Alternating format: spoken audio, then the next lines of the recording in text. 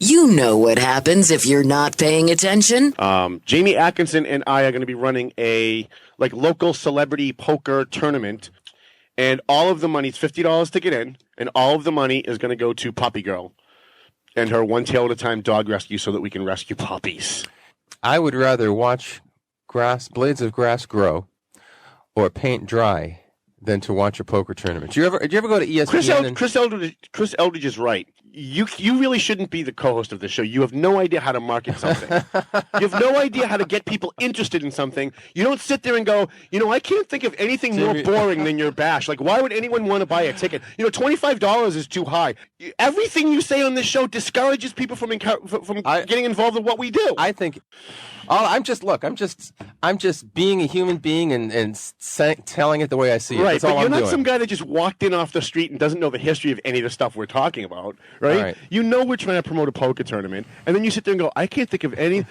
Thanks for encouraging people to watch and to come, Paul. We really appreciate you being on the marketing team of the Valley Patriot. You know what I think? By the way, this is why you didn't get an award this year. Yes. Last week you actually said, at the Studio 21 Podcast Cafe. This is the United Podcast Network. The following program is closed captioned for the thinking impaired. By tomorrow, I will rule the world! You think he's gone? He's not gone. That's the whole point. He's never gone. Is this some radical new therapy? You see? Well, I must have not been paying attention. Hey. Wow. It just didn't like the music. Well, I didn't like that. Hi, everybody. Let's just play this one instead. No, we can't go home. On. Oh, there we go. Welcome, everybody. That was just Chrissy. All right, very good. We're doing it. This is just a professional setup. That's great. Today, everybody. All right, so should we just start, or do you want to start over? It's up to you. We're already live, so we can. We're already live. All right. Hi, how you guys doing? My name's Tom. Tom Duggan. Look, it's the middle of the summer. You guys are lucky I'm even here.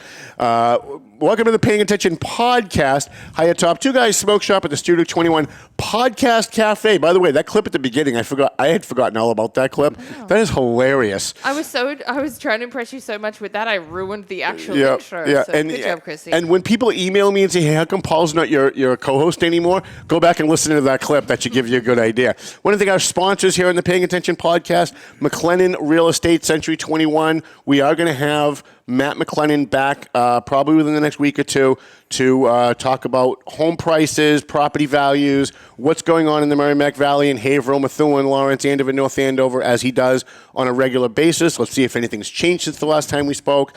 Also want to thank AFC Urgent Care, Marsan & Son Construction, EIS Investigation and Gun Training, Borelli's Deli. I can't wait to get to Borelli's after the show today. I'm so hungry. Yep.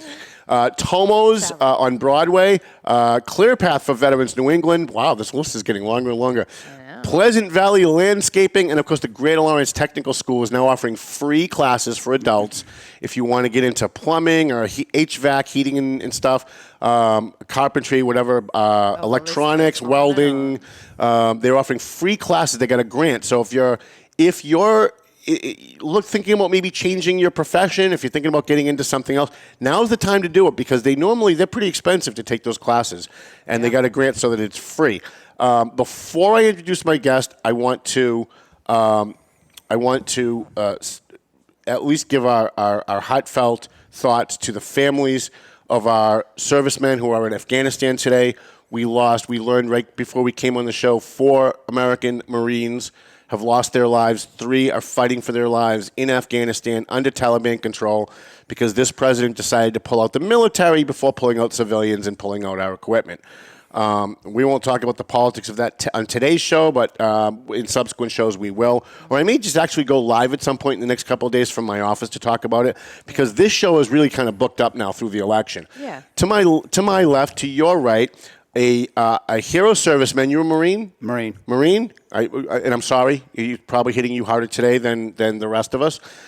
He's also the winner of an Officer Tom Duggan Hero Police Officer Award. And by the way, a few people who have received that award, not really very grateful, by the way, since that time, have not really been very good to us. Guy has been very good to us. And I know that he appreciates it because we had a conversation the other day where he told me how much he appreciated it. He's also running for mayor of Haverhill. And you're not dropping out of the race, right? I heard you're not dropping out. No, you're not dropping out. Okay. Steam. All right. So why don't you introduce yourself? Tell people who you are, and just like a little bit about, let them get to know you a little bit, and why you want to run from it. Like, why do you want this? You're a good-looking guy. You got a beautiful girlfriend. You got a great job. You're a Haverhill Police officer. You're a former Marine. You've been in the movies. You've done all kinds of things. What do you want this stuff for? Like, this is just stress and headaches. Well, the only reason I'm doing it, I've been a police officer in Haverhill for 24 years. I worked at the Sheriff's Department for about 6.5 prior to that, and prior to that I was in the service.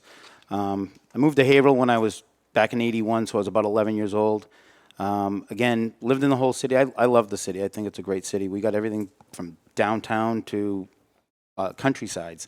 And the reason I decided to run was I see that it's come to a stalemate, that someone's just driving the car now every day, and I think Haverhill deserves a little bit more. I think I definitely know we can go forward. We can do better things, and I want to be that vision. Now, you're running against a guy who is a political titan, right? Jim Ferrantini. But he's been there forever, right? So there's positives and negatives in that on his end. Before we talk about how you would do things different or better, I'm always interested when someone runs against an incumbent. Can you tell me a couple of things he's done that have been good for the city? Well, he's done. I do know that I've been an avid voter since I was 18 years old. So I don't miss an election. I don't care if it's so he's been mayor your whole life then? Just prior to him, since I've been in Haverhill, but he's been there quite a long time, 18 years. And he's done some good. I mean, the city was kind of, in a financial strap in the beginning. He's taken care and pulled things out. As time goes on, though, I think the boat starts slowing down a little bit, and someone just steering it, and the new improvements of downtown and the city, and taking care of city buildings and things of that nature. I don't see the urgency to do that anymore, and being a new vision, a new set of eyes to come in and kind of just hand off the baton and just carry on and move the city forward. Right. So what would you do differently than Jim Ferrantini as the current mayor? How would you steer it? Would you continue in the same direction, just doing better, or are there other things that you'd like to do? Well, there's other things I like to do. I've seen like a real decline in youth sports. I mean, that's kind of diminished out. There's not a lot to do for the kids anymore. I was a coach volunteer for the Haverhill Youth Football for a few years while I played semi-pro, and we had a big contingency there. Same thing with the Haverhill Bradford baseball, and they were I believe 1,500 kids at one point. Now it's diminished down to just a few hundred. And I advocate for kids. They need things to do. I want to move forward in that. I want to see downtown back with the shops again and in the parking, which I absolutely believe is horrendous down there. It is. I love Haverhill downtown. Yeah. There's a couple of places that are my go-to places. I love to get my meats at Haverhill Beef, even though they're not an advertiser. And we love to eat at Peddler's Daughter because of the Irish nachos. Try and find parking, though. I mean, I will drive around, and if I drive around the block 3 times and it's not there, I go somewhere else. Like, I'm back in Methuen, I'm back in North Andover, and I'm looking for someplace else. And I love all the restaurants. Everything we have downtown I think is great. Even some of the little shops that have kind of survived through last year's pandemic and closing down. But I just recently drove downtown, and I had just said this. We were going downtown to eat, and I was driving around on the block, and I drove around, I believe, 20 minutes, and I couldn't find a spot. So after that, I just go to the outskirts where I know I can park. So what's the solution to that? Because it's so condensed. Is it when a building is sold or burns down or something, you just make that a parking lot? I know that the current mayor's solution was to build this big parking garage, which I don't think most people will ever use. And maybe they do, but I never use it. What's the solution? What's the solution to the parking situation downtown? Well, I think, I believe that there's a perfect spot. That is a parking lot. I believe if we can find funding and build it up a little bit in the absolute center of downtown where everybody has access to the front side of the building or the back side of a parking deck, and you're at either side of Washington Street or Wingate Street, and you can see these restaurants instead of walking a block over from another parking deck that the city doesn't own. And you can put even still small stores down front if you want to, but I think we're definitely lacking that parking where it's drawing people here, and to keep these small businesses and these small little independently owned businesses that are kind of fading away. A couple of times I actually drove up to the train station and parked at the train station and then walked to Peddler's Daughter, which for me, I'm not a big walker. I don't like to walk. It was like a good 3-4 block walk for me. But it seems like it's so condensed. It's probably going to be a perpetual problem. Even if you get in and you try and increase the number of parking spots, it just seems like it's always going to be that way. Well, I think Haverhill, it's pretty popular. I mean, a lot of people that I know come to Haverhill. A lot of them, as you mentioned, the Peddler's Daughter, and then we get G's and a couple other great places. Hans Guide. I mean, a lot of really good restaurants downtown, Keon's. And if I left anybody out, I apologize for it. But a lot of great places, and I think that if they see that there's more parking, it'll probably bring more people. Right. But on top of that, to park up that and walk that far, I mean, I've done it before. I can't say I haven't done it. I've parked pretty far away. But the building downtown and having them put apartments in and no parking spots that's a tough one. And they can say that they're giving permits for these certain spots or permits in another garage. It doesn't mean that everybody doesn't want to park out front of your house. Sure. Because I would. Right. Like who wants to go to Market Basket and then park in the garage and have to walk half a block with all your groceries and make maybe 5 or 6 trips? Right. And when there's a parking spot out front, which could take away from a patron, but you park there and you're there all night, you unload your groceries and you don't move. Right.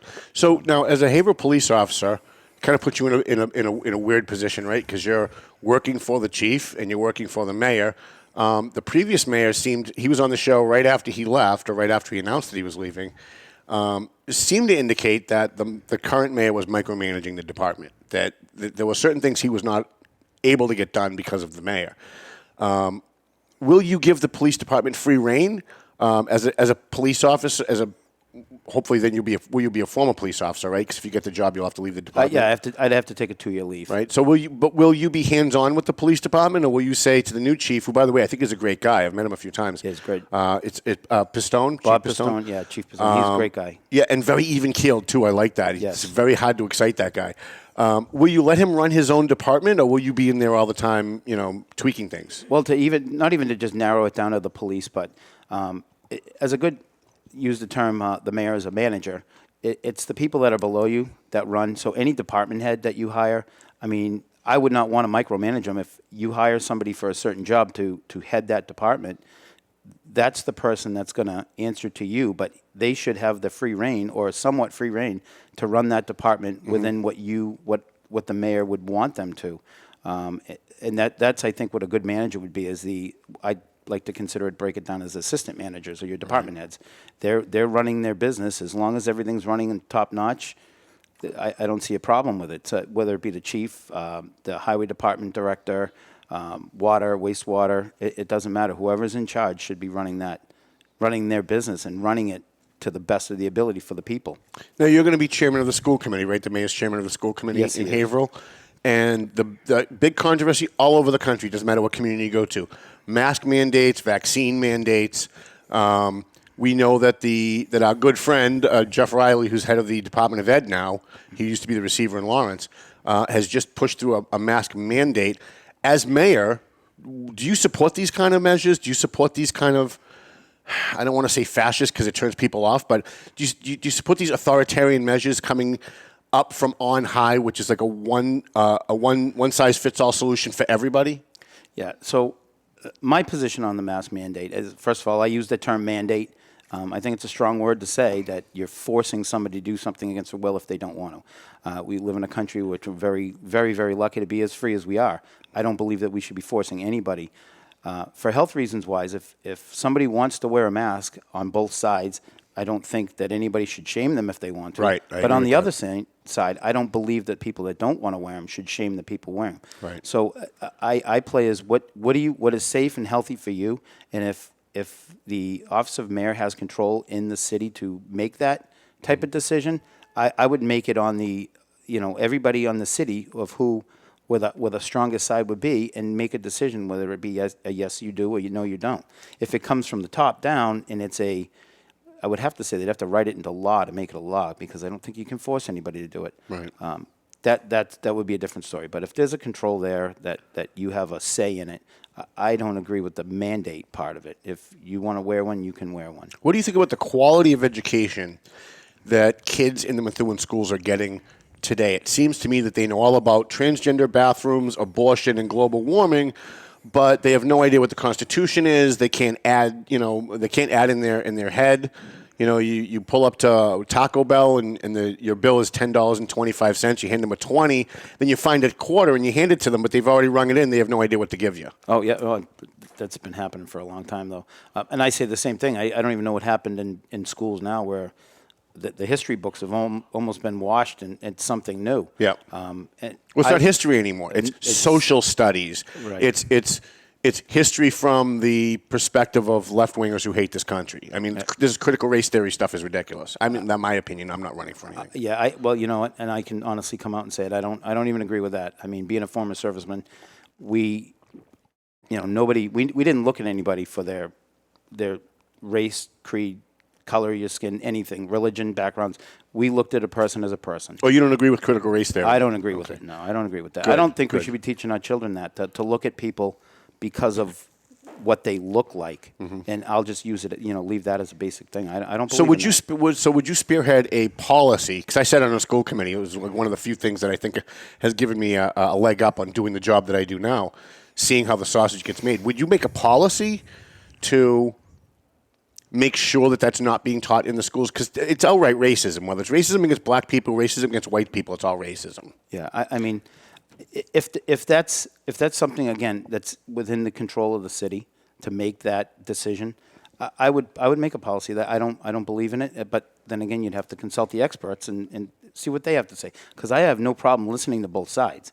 I know where I stand, but listening to both sides and seeing where that goes. But it's just teaching our children, and I know now a little bit about the teachers and what they do, and they work a lot harder than I ever imagined, only because of who I know now. So I don't agree with that. I think it fogs them wearing, like the kids wearing masks, all that stuff. It's wrong direction, wrong teaching, wrong direction. One of the biggest complaints that I get in my office, because I'm a First Amendment advocate, comes from people in Methuen who complain that they go on the current mayor's website, his Facebook page or his Twitter page, will say something that they disagree with him on, or they'll call him out on something that he did that they don't like, and instead of engaging with them, he will just ban them from his page. Now, Dan Rivera and Lawrence did that an awful lot. I know the current mayor of Haverhill's doing that. I don't think the mayor of Methuen's doing that. I know he did it with one person that I know, but I don't think it's like a regular thing for him. If you get in, will you be more transparent? Will you allow people to come on your social media pages and call you out when they think that you're wrong, or disagree with you publicly and have maybe a back and forth with people on social media rather than just banning them outright? Well, so two things on that. First of all, I have my social media page for my campaign and my committee. Anything that's been put on there so far, that whether it be negative or not, it's not gone. Anybody can look it up. We don't delete anything. We don't take it off. I do believe in freedom of speech. There's a point, but personal attacks a little bit different. But I left them, and I left them for a reason. I'm not going to engage on social media in a back and forth battle against something someone said. And I don't believe social media really is the place for me to go on and say how I feel and have a back and forth battle on social media. It's to me, it's kind of childish. I have a little bit more respect for myself, and not to get into something like that with somebody. If they want to talk about it, I have no problem. If being in office and they want to come in and scream and holler, that's fine. If they want to express their opinion, we'll come up. Yeah, I have people on my Facebook page on a daily basis come on and call me all kinds of names. I'm a racist, a sexist, a homophobe, whatever they want to cry about. I always leave it there. I always leave it there because it's free speech. And there are a lot of people who follow me, who watch this show, who read the Valley page, who hate my guts. But they also happen to like what I do. They either like the guests that I have on, or they maybe they like the pet columns that we have in the paper. So they're still, even though they don't like me, they're still consuming the product that I'm putting out. So when they don't like me, when they come on social media, when they attack me, I leave it there because half the audience probably agrees with them. So let it stay, right? Everybody's entitled to their opinion. Right. That's the way I look. Right. And if you're, like I always say, if you really want to get to know me and or you, come see me and we can talk about it and get to know me, not know me for what I am on a social media. I always page. say deal with the person directly. If you go to the person directly, I say this to Methuen councils all the time. You have a problem with me? Call me, talk to me, we'll have a coffee, we'll work it out. But if you're going to shoot at me from outside my universe, like, social media, whatever, that's never going to end well. It's never going to get anything resolved, ever. It's just, it'll just keep going on. It's a back and forth the whole time. Right. Yeah, I don't engage in that. So the Haverhill budget, I know that you're not in office yet. I know you don't know the intricate details of how the budget has been run. But there's got to be some things in the budget that you think are expenses that may be not quite a priority for the town, and maybe that there are things that should be a priority that you'd add into the budget.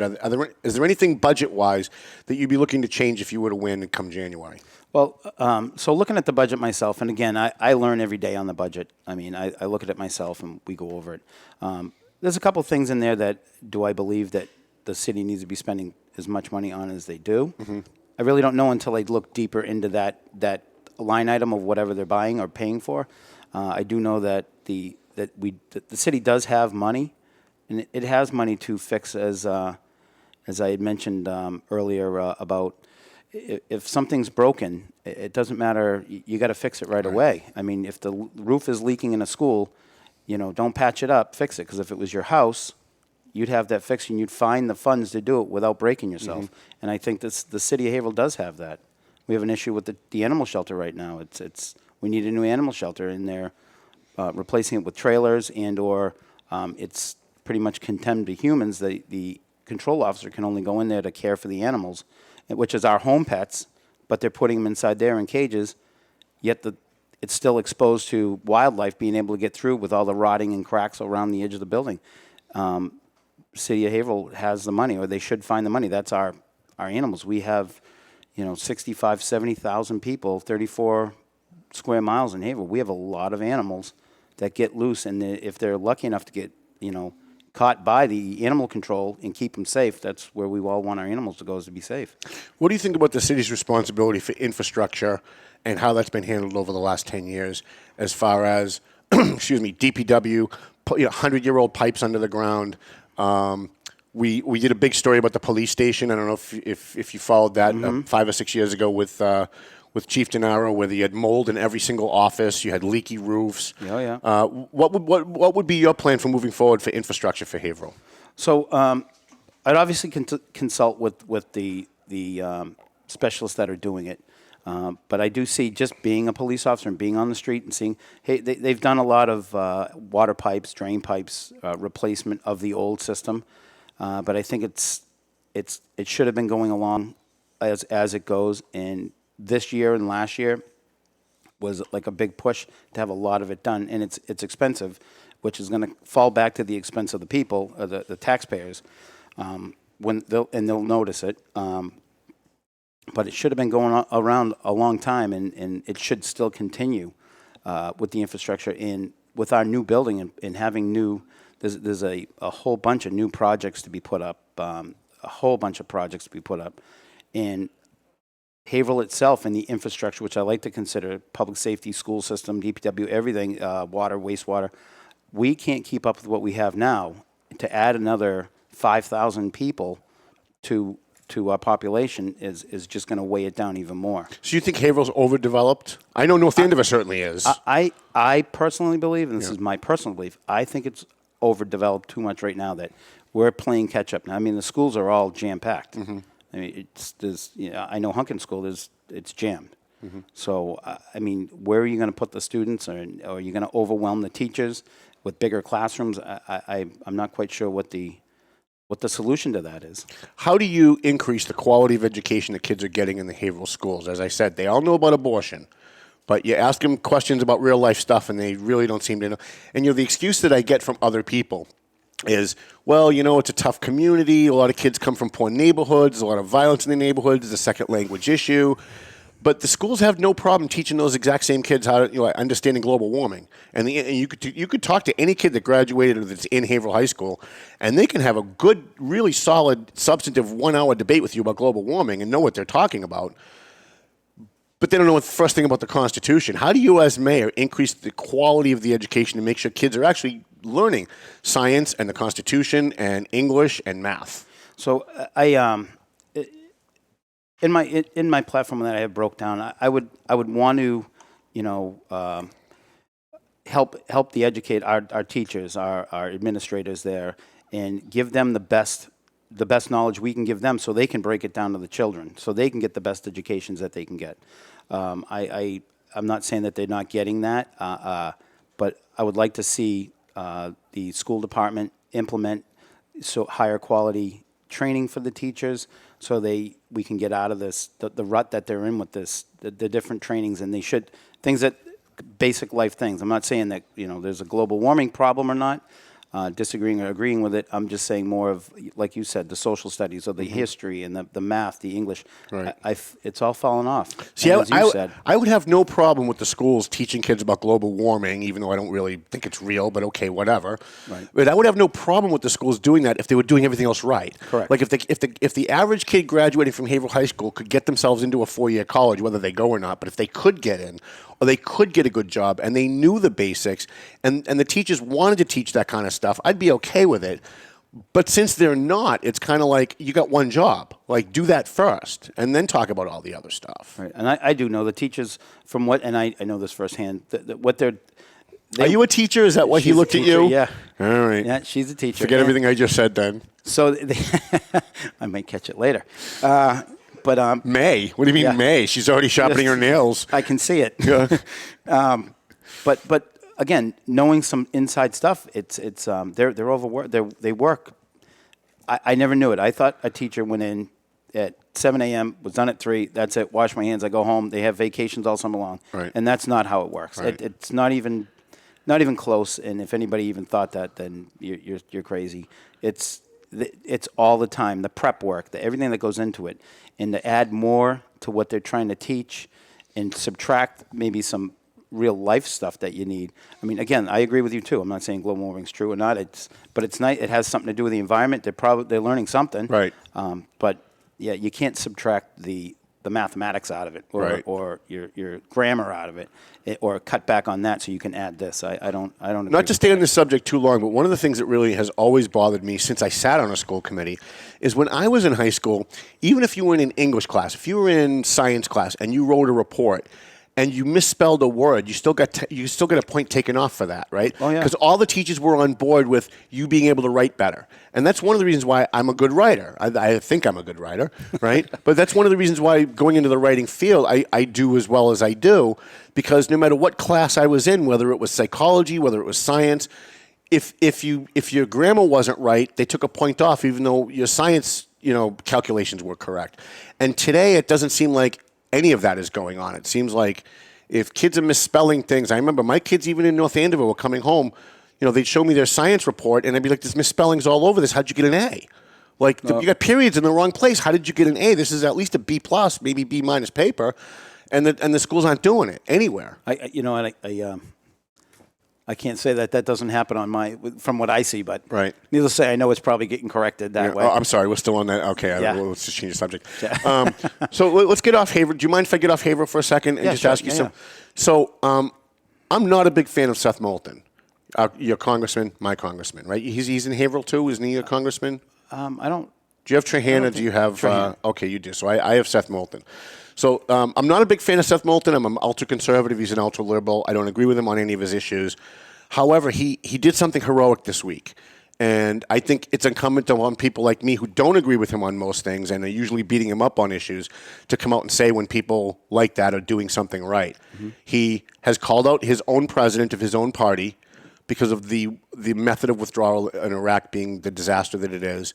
And then he flew over to Afghanistan with another congressman, a Republican congressman, to see for himself what was going on the ground so that he could make better decisions in the Congress. And he called out his own party. He called out his own president.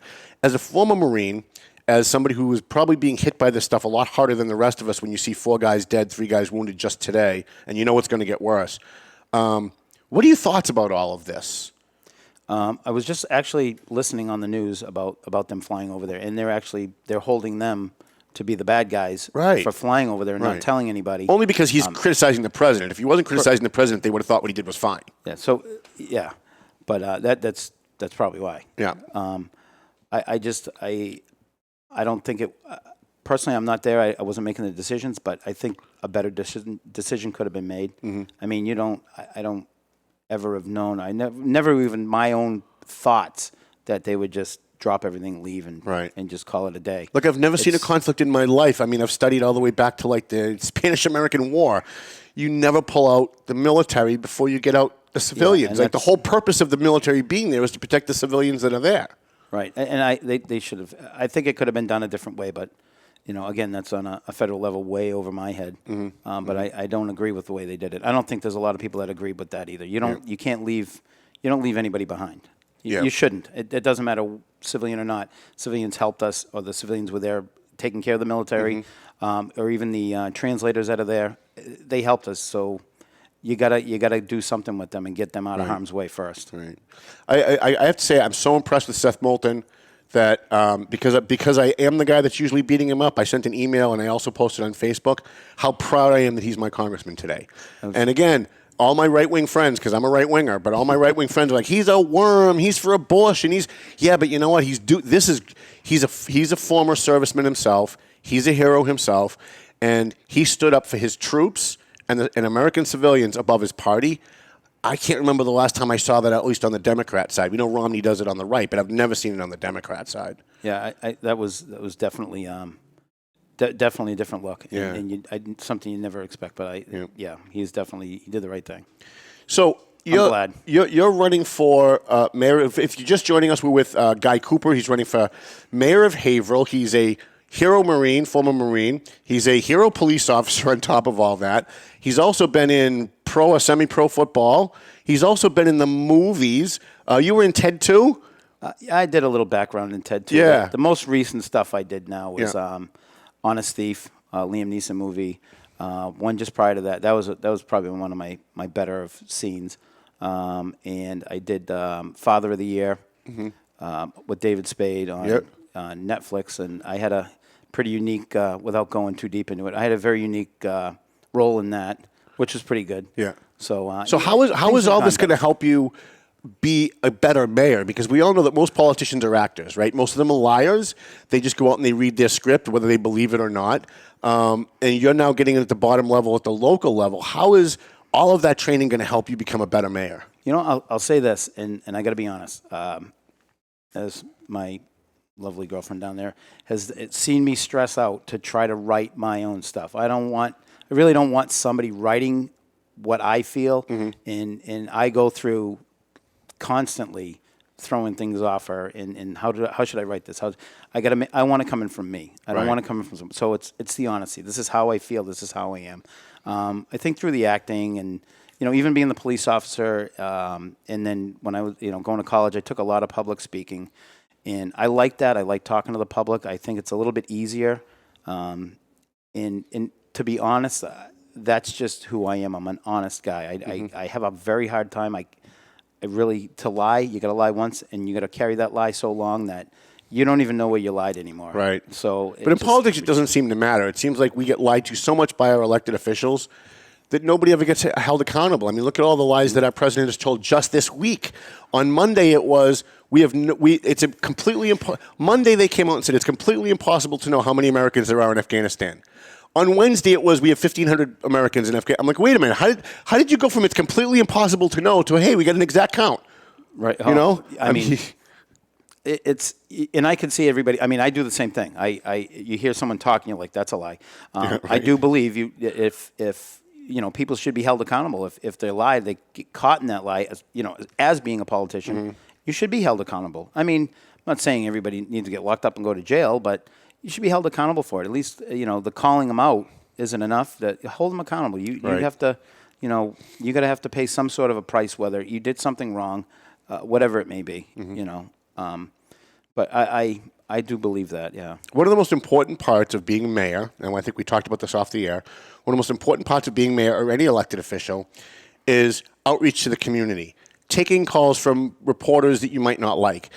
Taking calls from residents that you might not like or might not like you. Do you have any kind of a plan for community outreach if you win, because you'll be a new guy, right? So everybody knows who Jim Ferrantini is, whether they like him or they don't. And we know the lack of transparency there. If you get in, will you be different in that respect? Will you be having community meetings with people? Will you be reaching out to people that maybe didn't campaign for you? Will you be taking phone calls from reporters that maybe you don't like or don't like you? Well, yeah, absolutely. I mean, again, that's part of being transparent. Whether I'm not out for personality. I mean, I'm not voting for you because of your personality. If you're who you are, but to be transparent, you got to talk to these people, and I don't have a problem doing it. I don't dislike anybody that I'm not going to talk to him and just blow him off every day. No, I wouldn't do that. And same thing with the people. I mean, I've had a couple of questions that came through, and I've answered them, and they didn't like my answers, so they come back harshly. Right. Well, that's the answer. That's my answer. Right. If you don't like the answer, I'm sorry. That's usually when I just pick up the phone and say, why are we doing this on Facebook? You want to talk to me? Talk to me. That's the easiest way to do it. But a lot of mayors aren't like that. A lot of mayors talk about transparency, but then won't take a phone call from a reporter that they think maybe wrote something they didn't like or was critical of them or whatever. So it seems to me whenever someone talks about integrity or transparency a lot, usually they're the least transparent, the least people with the least integrity. I'd have to say, though, running for political office, there's nothing private anymore. Right. You know, not anymore. It's all out there. So, right. And I got nothing. I don't Do you have any new ideas? Do you have any new ideas that you want to bring to Haverhill that maybe you haven't talked about, at least on this show, that you haven't talked about? We got about 6 minutes left. Yeah. So the one cool thing, my girlfriend here is in a band. If I can give them a plug. Yeah, what's the name of the band? The Off Ramps. All right. Yeah, so you got to come see them. They're great. Email me your schedule and I'll put it in the paper. Yeah. Yeah, I mean that. So she's in there and I promise I won't hit on her. You won't have to. She'll take care of herself. I probably will. She looks pretty tough. But she's done some outdoor concerts, and what's really cool is it brings so many people together. I know we have GAR Park in Haverhill with a hat shell.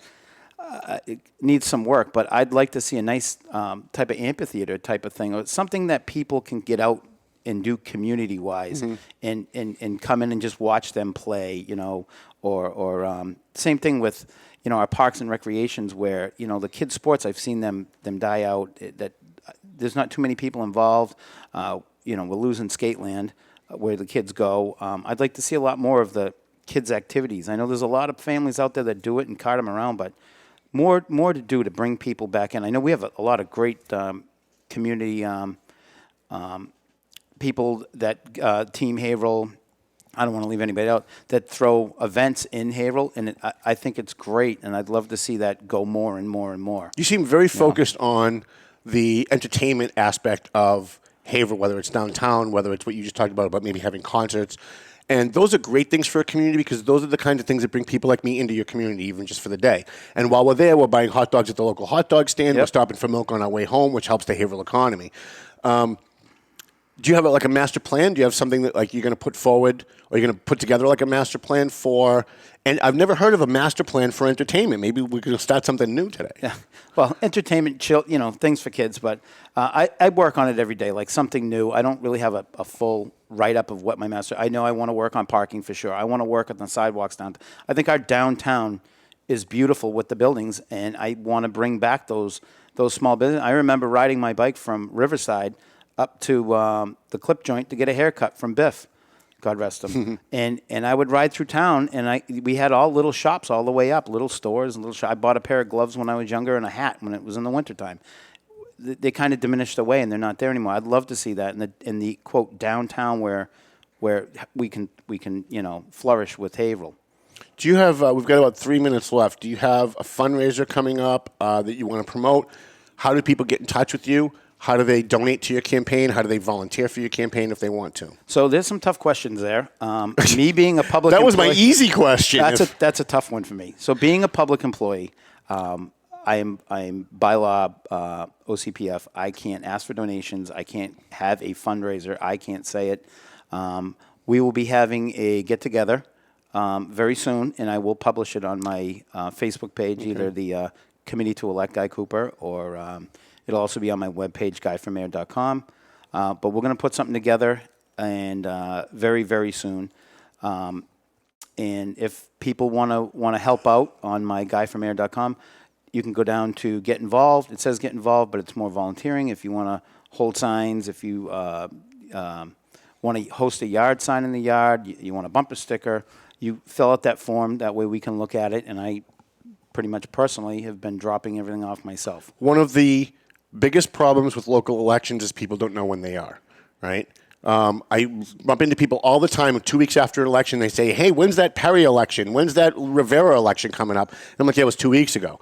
So can you remind people when election day is? So it's running into a primary. So we're going to, September 14th will be an election for the mayor. So September 14th, make sure everybody gets out. And the only thing I can ask for is your support and your vote. 2 minutes left. Is there anything you wanted to touch on that we didn't talk about, that we didn't bring up? No, I think we pretty much hit it. I did a good job. Yeah, all right, good. I think I did. I don't know. All right. Well, listen, Guy Cooper, you can roll that up, Chris. Guy Cooper, we appreciate your you coming on the show. Will you promise to come back? And I don't want like a Neil Perry kind of answer. I don't want like yes, and then later on it's, well, I only said it was going to be for a year. I only said this. Like, will you promise to come back? I'll come back, and I'm sure it'll be after that, and I'll have some new ideas and maybe be on to new different things too. I will try to sponsor a debate if you win the primary. I'll try and sponsor a debate. I'm pretty sure Jim Ferrantini won't show, which means it'll be a free hour for you. Oh, good. All right. Freeze for me, right? I want to thank our sponsors, the Greater Lawrence Technical School. They're offering free classes for adults right now to get into the trades if you want to change. McLennan Real Estate, Century 21 in Methuen on Broadway. Give Matt, Sam, Janet, or Janet a call if you're looking to buy or sell a home. AFC Urgent Care, Lisa Williams will be back. Marsan and Son Constructions, EIS Investigation and Gun Trading, Borelli's Deli, where I'm going right after the show. Tomo's Happy Crab, Clear Path for Veterans New England, Pleasant Valley Landscaping, and also next week, Joyce Campignon. She's running for Methuen City Council. Sounds like Melvin Taylor says we got to go home. So go home already. The views and opinions expressed by the hosts, guests, or callers of this program do not necessarily reflect the opinions of the Studio 21 Podcast Cafe, the United Podcast Network, its partners, or affiliates.